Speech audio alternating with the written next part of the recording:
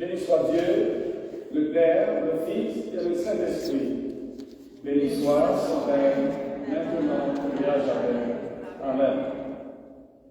Dieu Tout-Puissant, toi qui es dans les cœurs, qui connais tous nos désirs et à qui aucun secret n'est caché, par l'inspiration de ton Esprit Saint, purifie les pensées et nourrisse nos cœurs, afin que nous puissions t'aimer parfaitement et proclamer dignement la grandeur de ton Seigneur, par le Christ, notre Seigneur. Amen.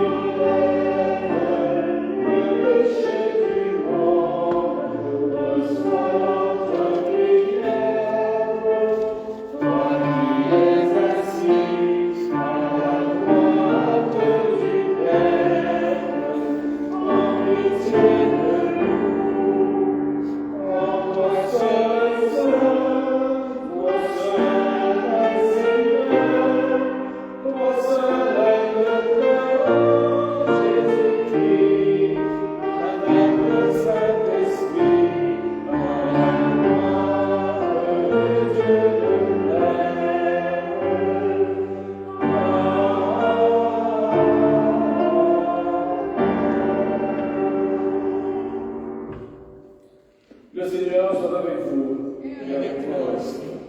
Prions le Seigneur.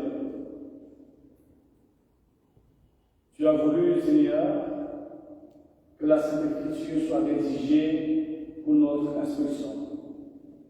Donne-nous de l'écouter, de la lire, de la méditer, de la prendre et de nous en nourrir, pour être affermis pour toujours dans l'espérance et la vie éternelle que Dieu nous donne en Jésus-Christ, notre Sauveur.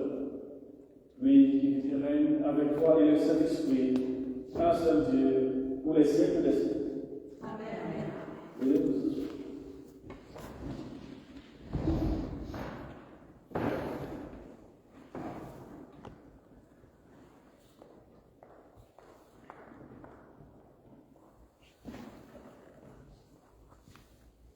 La première lecture du livre d'Ésaïe. En effet, voici que je vais créer des cieux nouveaux et une terre nouvelle. Ainsi, le passé ne sera plus rappelé, il ne remontera plus jusqu'au secret du cœur. Au contraire, c'est un enthousiasme et une exultation perpétuelle que je vais créer. En effet, l'exultation que je vais créer, ce sera Jérusalem, et l'enthousiasme, ce sera son peuple. Oui, j'exulterai au sujet de Jérusalem, et je serai dans l'enthousiasme au sujet de mon peuple. Désormais, on n'y entendra plus retentir ni pleurs, ni cris.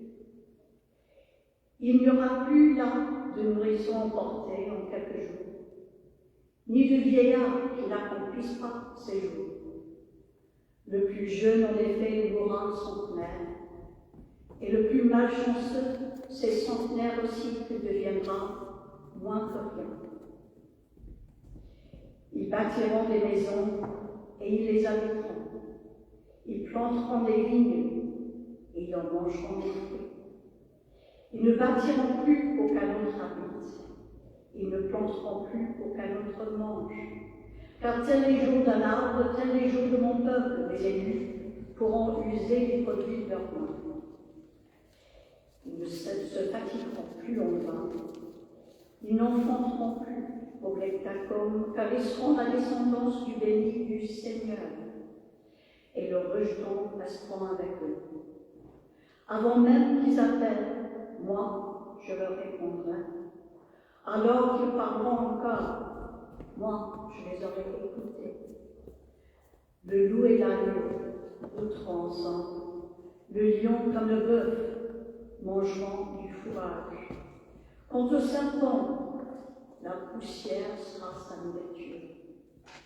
Il ne se fera ni mal ni destruction sur toute ma montagne sainte, dit le Seigneur. Parole du Seigneur. Nous rendons grâce à Dieu.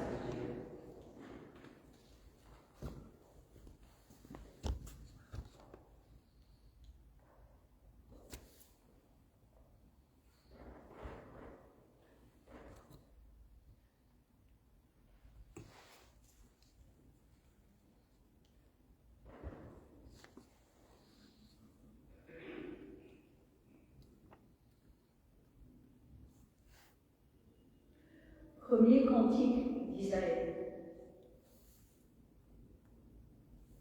Voici le Dieu qui me sauve. J'ai confiance, je n'ai plus de crainte. Ma force et mon chant, c'est le Seigneur. Il est pour moi le salut. Exultons de joie, vous puiserez les eaux aux sources du salut. Ce jour-là, vous direz dans les grâces du Seigneur, proclamez son nom, annoncez parmi les peuples et aux frères. Redites-le, sublime est son nom. Jouez pour le Seigneur, car il a fait des prodiges que toute la terre connaît. Jubilez, criez de joie, habitants de Sion, car il est grand au milieu de toi, le Saint d'Israël. Gloire au Père, et au Fils, et au Saint-Esprit, pour les siècles des siècles. Amen.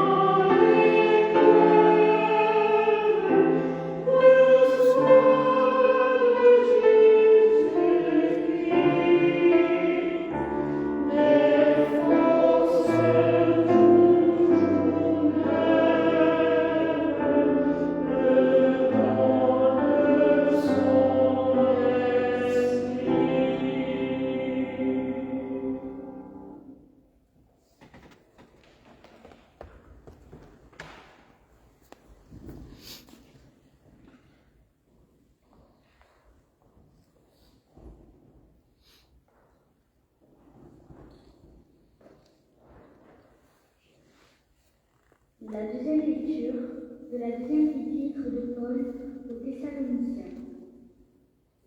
Nous vous ordonnons, frères, au nom du Seigneur Jésus-Christ, de vous tenir à distance de tout frère, qu'il ait une vie désordonnée et contraire à la tradition que vous avez reçue de nous. Vous savez bien comment il faut nous imiter. Nous n'avons pas vécu parmi vous d'une manière désordonnée. Nous n'avons demandé à personne de nous donner le pain que nous avons mangé. Mais, dans la peine et la fatigue, de nuit et de jour, nous avons travaillé pour mettre à la charge d'aucun de vous. Bien sûr, nous en avions le droit. Mais nous avons voulu être pour vous un exemple à imiter. En effet, lorsque nous étions près de vous, nous vous donnions cet ordre. Si quelqu'un ne veut pas travailler, qu'il ne mange pas non plus. Or, nous entendons dire qu'il y en a parmi vous qui mènent une vie désordonnée, affairée sans rien faire. À ces gens-là, nous adressons, dans le Seigneur Jésus-Christ, cet ordre et cette exhortation, qu'ils travaillent dans le calme et qu'ils mangent le pain qu'ils auront eux-mêmes gagné. Quant à vous, frères, ne vous laissez pas de faire le bien. Parole du Seigneur. Adieu.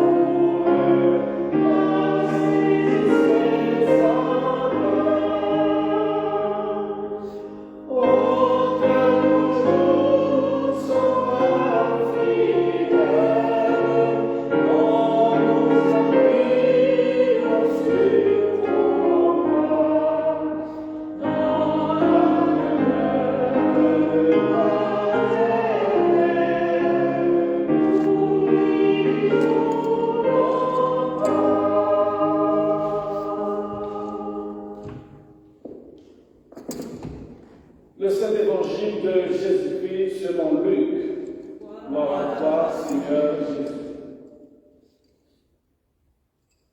Comme quelques-uns parlaient du temple, de son augmentation de belles pierres et d'ex-voto Jésus dit, ce que vous contemplez, des jours vont venir où il n'en restera pas pierre sur pierre. Tout sera détruit. Il lui demandait, mais quand donc cela arrivera-t-il? Et quel sera le signe que cela va avoir lieu? Il dit, prenez garde à ne pas vous laisser égarer, car beaucoup viendront en prenant mon nom. Ils diront, c'est moi, et le moment est arrivé. Ne les suivez pas. Quand vous entendrez parler de guerre et de soulèvement, ne soyez pas effrayés, car il faut que cela arrive d'abord, mais ce ne sera pas aussitôt la fin. Alors il leur dit, on se dressera nation contre nation et royaume contre royaume. Il y aura de grands tremblements de terre et en divers endroits des pestes et des famines, des faits terrifiants venant du ciel et de grands signes. Mais avant tout cela, on portera la main sur vous et on vous persécutera. On vous livrera aux synagogues. On vous mettra en prison. On vous traînera devant des rois et des gouverneurs à cause de mon nom. Cela vous donnera une occasion de témoignage. Mettez-vous en tête que vous n'avez pas à préparer votre défense, car moi je vous donnerai un langage et une sagesse que ne pourra contrarier ni contredire aucun de ceux qui seront contre vous. Vous serez livrés même par vos pères et mères, par vos frères, vos parents et vos amis. Et ils seront condamnés à mort, plusieurs d'entre vous. Vous serez haïs de tous à cause de mon nom. Mais pas un cheveu de votre tête ne sera perdu. C'est par votre persévérance que vous gagnerez la vie. Évangile du Seigneur. Louange à toi, Seigneur.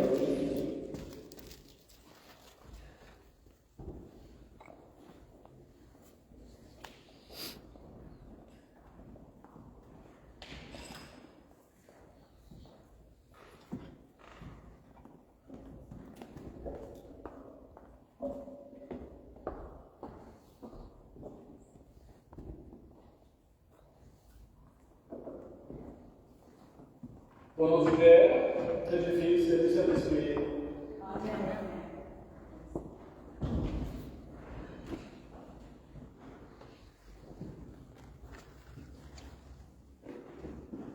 Tant pis pour le matériel, tant pis pour pierre, pour les pierres. Chers amis dans le Seigneur, en ce 23e dimanche après la Pentecôte de manière anticipée, ce récit de l'évangile de Luc est constitué de 3 fils conducteurs. Le premier, c'est que la beauté des choses matérielles, c'est-à-dire comment s'en servir, quel type d'usage on doit en faire. Deuxième fait conducteur, c'est les temps difficiles et les épreuves. Non au découragement et à toute forme de lâcher prise, soyez fermes. Et le troisième fil conducteur, et par la suite ma conclusion, c'est le prix de la persévérance dans la foi en Dieu. Si on revient au premier fil conducteur, la beauté des choses matérielles, en référence bien évidemment au temple de Jérusalem. C'est quoi ce temple de Jérusalem? Ce temple de Jérusalem était considéré comme une des merveilles du monde. Et autour de Jésus, les gens étaient en admiration totale face à cette beauté magnifique, face à cette splendeur. Yes!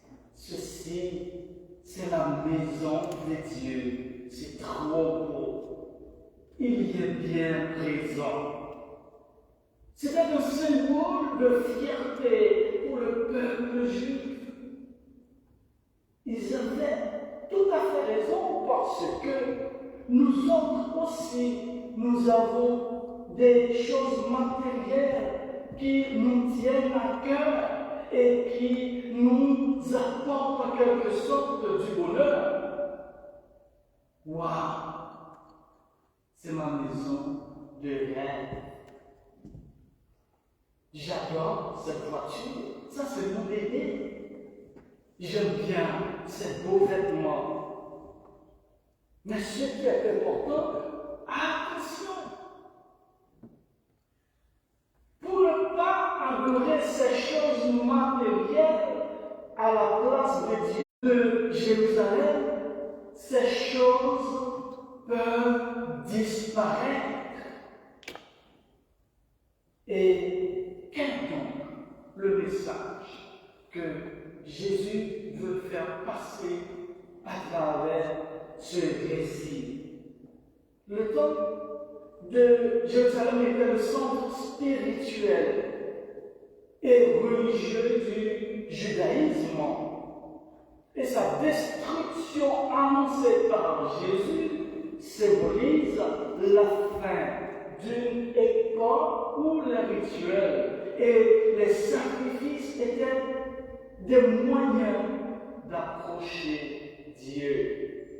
Jésus annonce que la vraie relation avec Dieu ne dépend pas d'un lieu physique, mais plutôt d'une foi personnelle. Et cette foi personnelle, elle doit être partout où l'on passe, pas forcément entre les quatre murs. Et ça me fait penser, bien évidemment, à deux choses. Je ne sais pas pour vous, mais ça me fait penser à deux choses. En lisant ce texte, j'ai fait allusion à la période du Covid-19, où personne ne pouvait fréquenter ces beaux lieux mythiques, entre parenthèses, ce que nous appelons des jolies cathédrales comme la nôtre. Personne ne pouvait y être.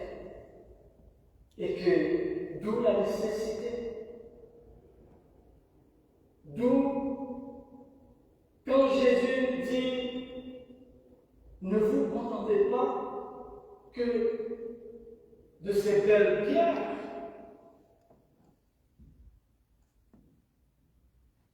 parce que c'est beau lieu mythique. Dieu n'est pas uniquement, exclusivement dans ces beaux lieux mythiques. Et le plus souvent, on a l'impression que pour certains, on vient par l'obligation de la messe du dimanche et après c'est fini. Mais non, partout où l'on est avec la foi, on doit rester connecté avec Dieu.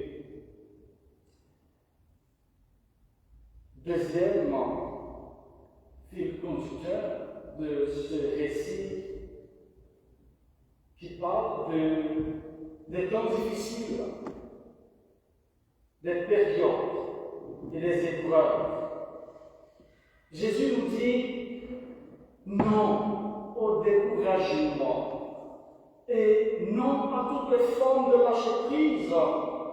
Soyez fermes dans la foi, quel que soit l'endroit où l'on est. Jésus avertit les disciples qu'ils seront confrontés à des persécutions et des épreuves. Et maintenant, c'est Dieu qui nous avertit à ce sujet. Ce texte, on a l'impression, c'est comme s'il était récemment écrit en faisant la description de notre société d'aujourd'hui. Parce que nous nous confrontons de plus en plus à des violences physiques, violences verbales, la haine, la guerre, le mépris, le harcèlement, la médisance, des alarmes, réchauffement climatique, tremblement de terre, des maladies. Tous ces mots rongent notre société. Mais attention, ça ne veut pas dire pour autant que c'est la fin. Ces moments peuvent être sombres, mais ils sont aussi des occasions de grandir et de renforcer notre foi. Comme Jésus le dit, ne vous inquiétez pas. Et il nous donnera ce qu'il faut pour surmonter ces épreuves.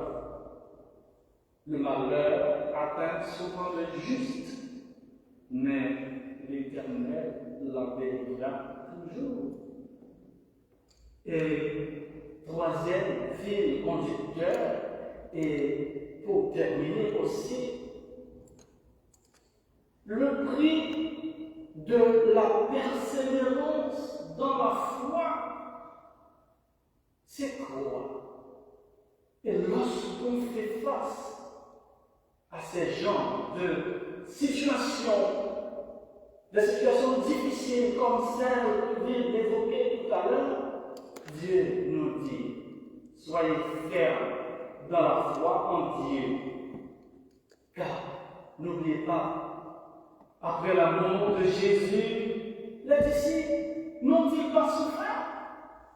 Oui, bien évidemment. Ils ont souffert, mais ils n'ont pas baissé les bras.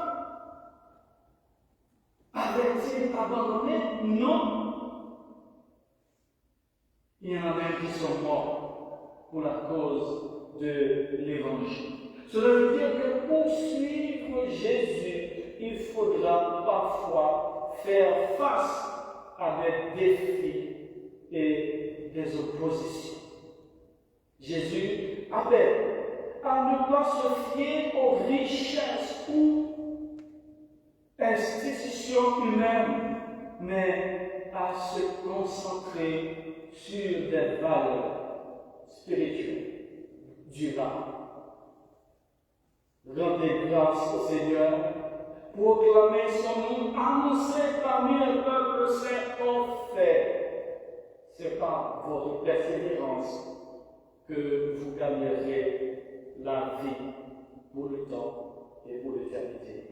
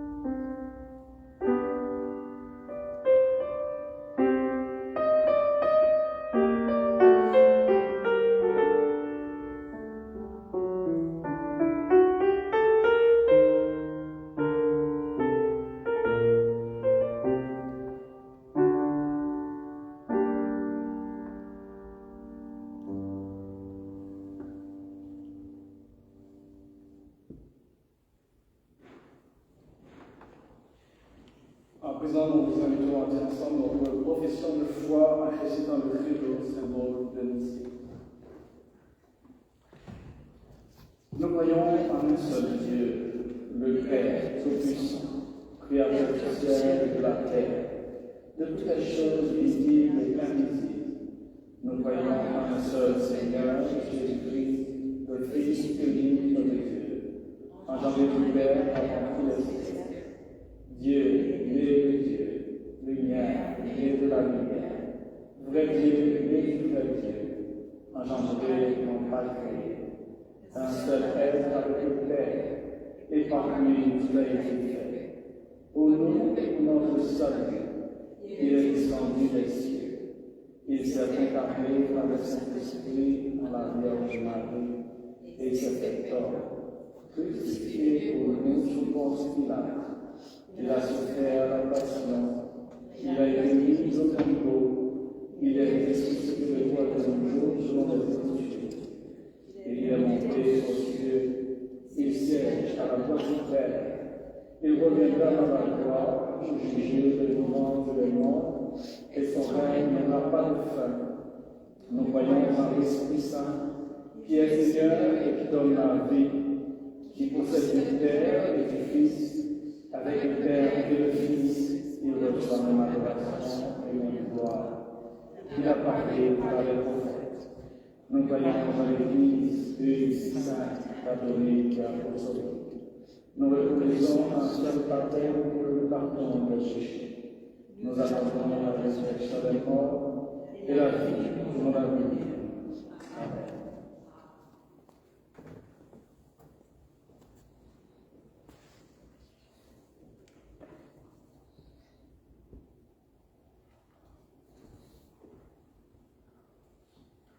Pour la paix qui vient d'en haut, pour la tendresse de Dieu et pour le salut de nos âmes.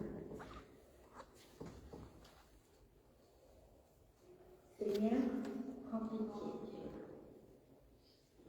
Pour la paix du monde entier, paix entre toutes les religions, pour la prospérité de la Sainte Église de Dieu et pour l'union de tous les hommes.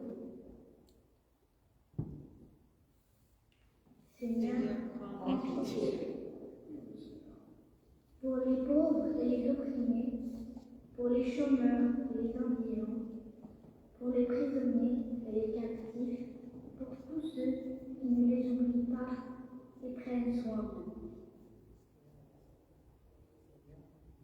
Seigneur, prends pitié. Pour tous les fidèles morts dans l'espérance de la résurrection et pour tous les défunts. Seigneur, prends pitié. Pour être libérés de tout danger, de toute violence, de toute oppression et de tout avilissement. Seigneur, prends pitié.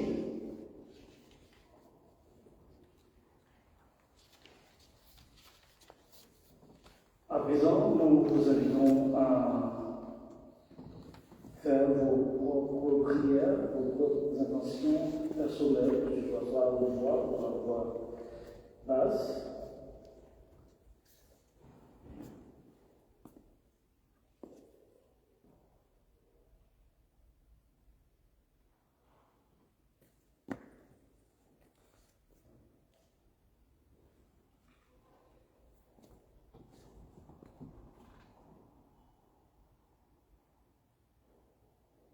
Nous prions pour le fruit de Jésus. Jacqueline, Solange et sa famille.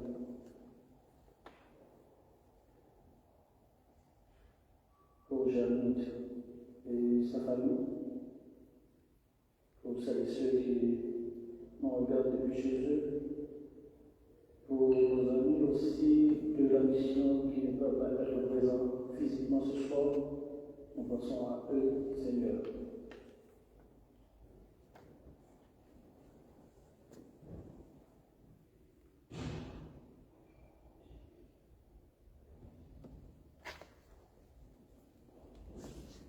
Écoute, Seigneur, les supplications de ton peuple.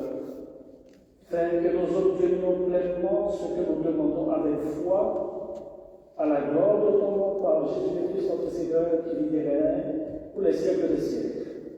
Amen. Confessons les péchés que nous avons commis contre Dieu et notre prochain.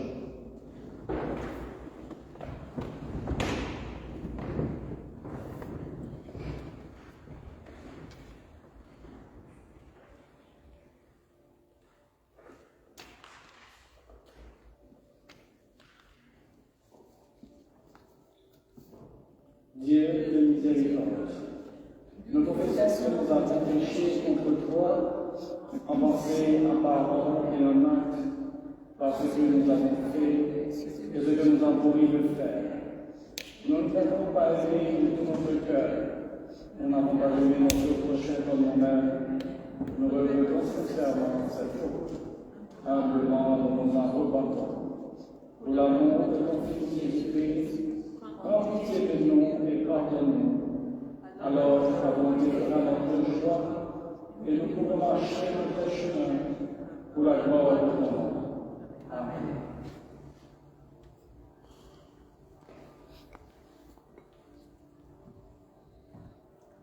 Que le Dieu Tout-Puissant vous fasse miséricorde, qu'il vous pardonne tous vos péchés par Jésus-Christ notre Seigneur, qu'il vous affermisse en tout bien et par la puissance de l'Esprit Saint, qu'il vous garde pour la vie éternelle. Amen.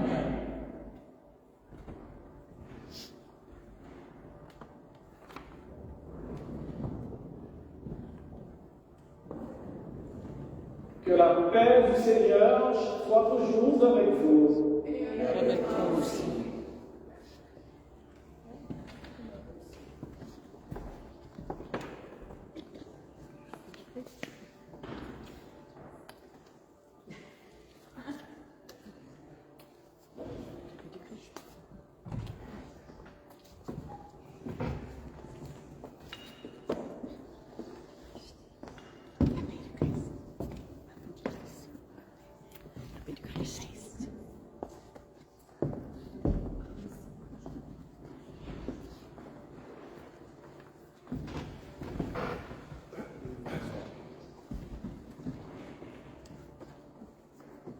Good morning, good evening, and welcome to the Cathedral of the Holy Trinity, the Episcopal Church. We celebrate tonight the 23rd Sunday after Pentecost. The Episcopal Church is open to all, regardless of your belonging, your ecclesial confession. Please continue to support our church, to support the Cathedral, to support our mission. Bonsoir à tous et à toutes. Bienvenue à la cathédrale de la Sainte-Trinité, église épiscopale de la communion anglicane. Ce soir, nous célébrons de manière anticipée le 23e dimanche après la Pentecôte. L'église épiscopale est ouverte à toutes et à tous, quelle que soit votre appartenance. Tout le monde est bienvenu à l'église épiscopale, plus particulièrement ici, dans cette cathédrale. Si vous avez des questions d'ordre pastoral, sur le baptême, le mariage, présentation à l'évêque et autre chose, n'hésitez pas à nous contacter, soit en nous envoyant un message ou un email, ou en nous envoyant un message, plusieurs par texto ou nous appelle au 07 62 01 68 85. Et si vous souhaitez que l'on prie pour vous aussi, vous voulez nous envoyer un message, n'hésitez pas à le faire. Pour celles et ceux qui nous regardent depuis chez eux, un peu partout et à travers différents continents, merci pour cette confiance. Et puis n'hésitez pas aussi à continuer ou rester en contact avec nous si vous souhaitez, surtout pour nous dire de quel côté vous nous suivez.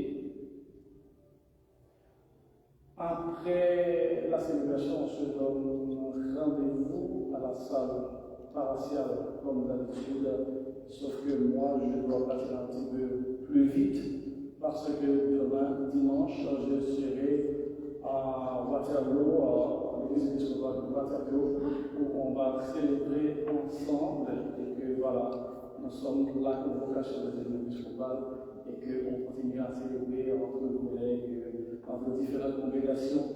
Et voilà, c'est ça. Et je voulais vous parler je ne vais pas oublier de pledge, ou encore promesse, ou dans cet endroit, certains églises on appelle ça obligation missionnaire. C'est quoi? C'est une contribution que vous donnez à l'Église en fonction de votre revenu, de votre capacité financière. Et ceci, ça c'est très important pour celles et ceux qui ne l'ont pas encore fait. À partir de samedi prochain, je pense que ça, que vous aurez des formulaires. C'est une promesse de don, c'est-à-dire que cette année, je pense que je vais faire don à la mission, une somme de tant montant.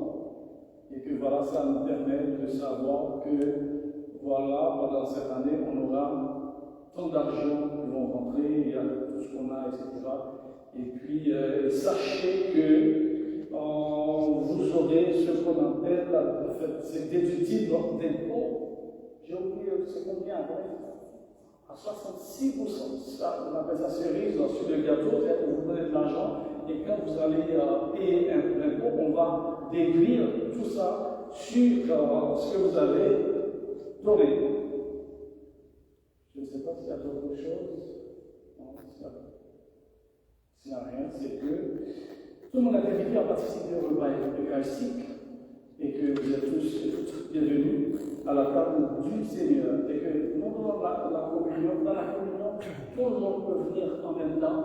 On fait un cercle et après, parce que nous sommes une petite famille qui est une grande famille aussi, on a besoin de se rassembler ensemble pour recevoir le corps et le sang de Jésus-Christ. Que chacun d'entre nous, comme il a résolu dans son cœur, c'est-à-dire sa conversion extérieure, car Dieu aime celui qui donne avec joie.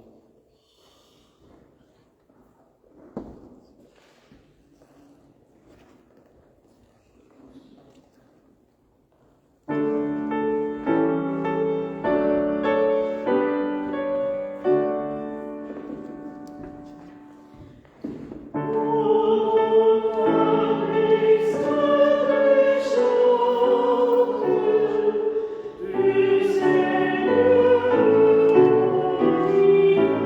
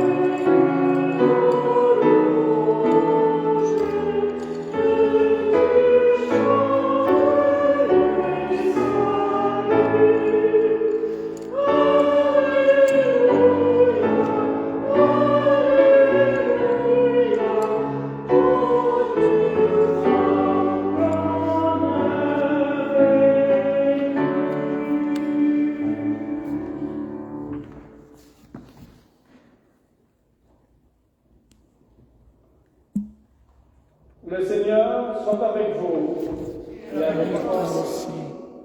Élevons notre cœur, nous le tournons vers le Seigneur. Rendons grâce au Seigneur notre Dieu. Il est juste et lui rendre grâce et louange. Père Tout-Puissant, Créateur du ciel et de la terre, il est juste et bon de te rendre grâce en tout temps et en tout lieu, et cela nous met en joie.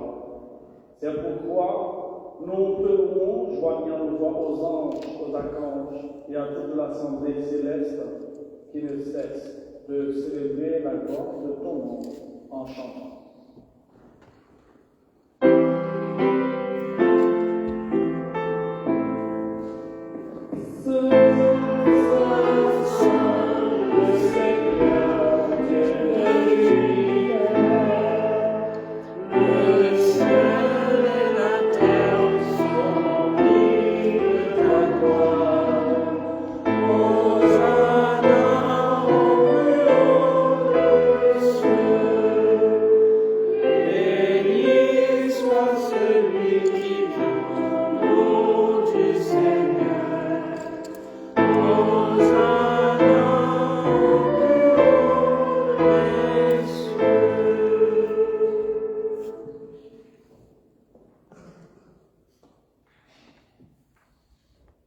Père Saint et bienveillant, dans ton amour infini, tu nous as fait pour toi, et quand nous sommes tombés dans le péché, nous exposant au mal et à la mort, tu as envoyé de ta miséricorde ton Fils unique et éternel, Jésus-Christ, partager notre condition humaine, vivre et mourir parmi nous, et nous réconcilier avec toi, Dieu et Père de l'humanité. Il a étendu ses bras sur la croix et obéissant à ta volonté, il s'est offert un sacrifice parfait pour le monde entier. La nuit où il fut livré à la souffrance et à la mort, notre Seigneur Jésus-Christ prit du pain et, après avoir remercié, il le partagea et le donna à ses disciples en disant: prenez, mangez, ceci est mon corps qui est donné pour vous. Faites ceci en mémoire de moi.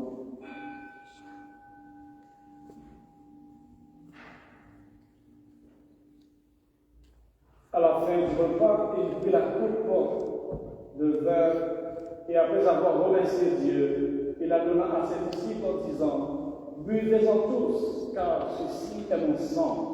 Le sang de l'alliance nouvelle qui est versé pour vous et pour une multitude de gens pour le pardon des péchés. Toutes les fois que vous en boirez, faites-le en mémoire de moi.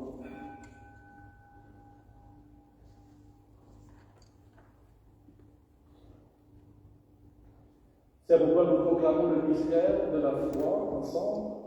Le Christ est mort, le Christ est ressuscité, le Christ reviendra. Père, par ce sacrifice de louange et d'action de grâce, nous célébrons le mémorial de notre rédemption en nous rappelant sa mort, sa résurrection et son ascension. Nous t'offrons ces présents. Sanctifié par ton Esprit Saint, afin qu'il soit pour ton peuple le corps et le sang de ton Fils, nourriture et boissons sacrées d'une vie nouvelle et éternelle en lui. Sanctifie-nous également pour que nous puissions recevoir ce saint sacrement avec foi et te servir dans l'unité, dans la constance et dans la paix. Et au dernier jour, conduis-nous avec toutes celles et tous ceux qui t'appartiennent là pour être la joie de ton royaume éternel. Nous te demandons tout cela par ton Fils Jésus-Christ. Par lui, avec lui et en lui, dans l'unité du Saint-Esprit, tout honneur et toute gloire te reviennent, Père Tout-Puissant, et pour les siècles des siècles. Amen.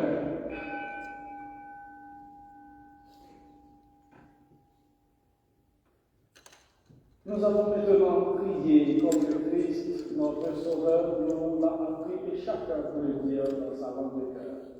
Notre Père, qui es aux cieux, que ton nom soit sanctifié, que ton règne vienne, Que ta volonté soit faite sur la terre comme au ciel. Donne-nous aujourd'hui notre pain de ce jour. Pardonne-nous nos offenses, comme nous pardonnons aussi à ceux qui nous ont offensés. Et ne nous laisse pas entrer en tentation, mais délivre-nous du mal. Car c'est à toi qu'appartient le règne, la puissance et la gloire pour les siècles des siècles. Amen.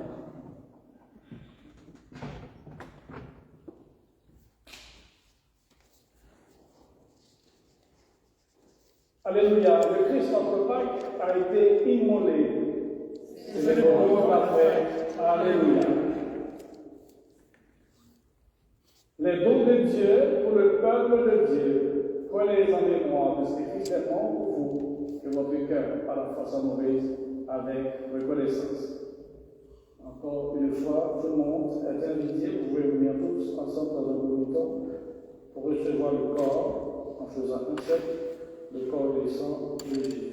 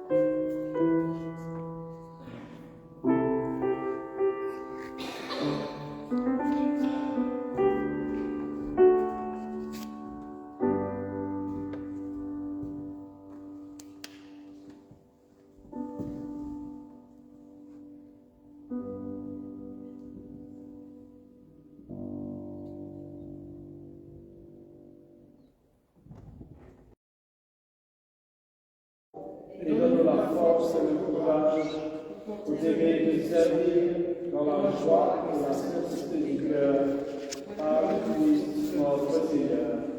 Amen. Rendez grâce au Seigneur, proclamez son nom, annoncez parmi les peuples ses hauts faits. Restez fermes dans la foi. Maintenant, que la bénédiction de Dieu Tout-Puissant, le Père, le Fils et le Saint-Esprit,